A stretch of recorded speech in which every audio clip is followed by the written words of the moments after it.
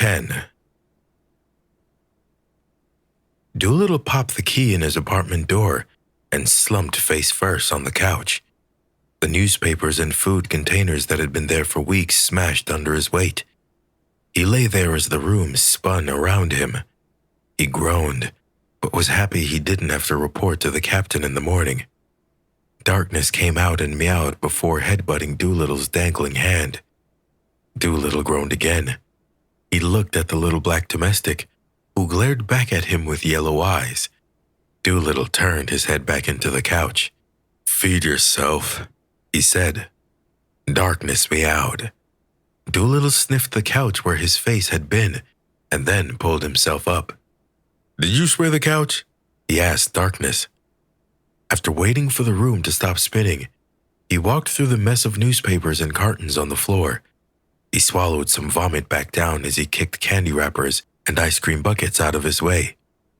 The roaches scattered when he threw the can of cat food on the floor. Darkness thanked him with a meow.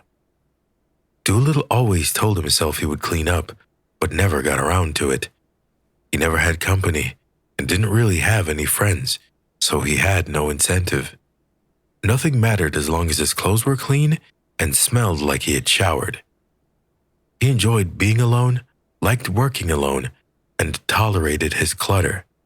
It helped him think clearly. He grabbed a beer out of the fridge, then went back to the couch.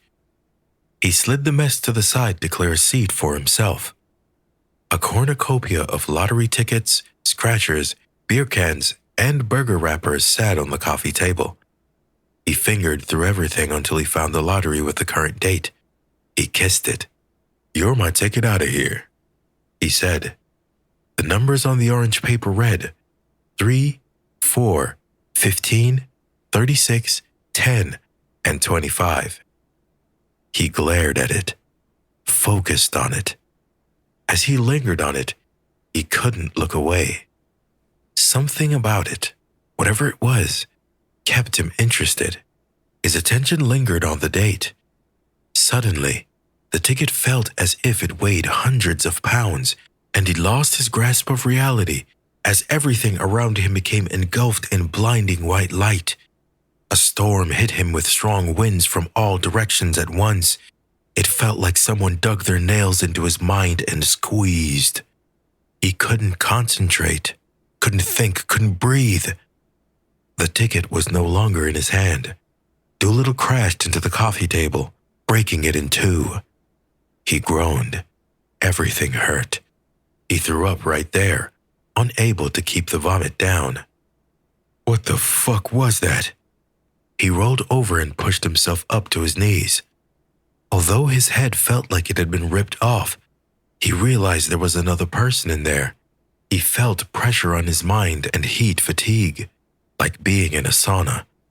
When he finally got up, he pulled his gun from his chest holster and turned it on the intruder. It was himself.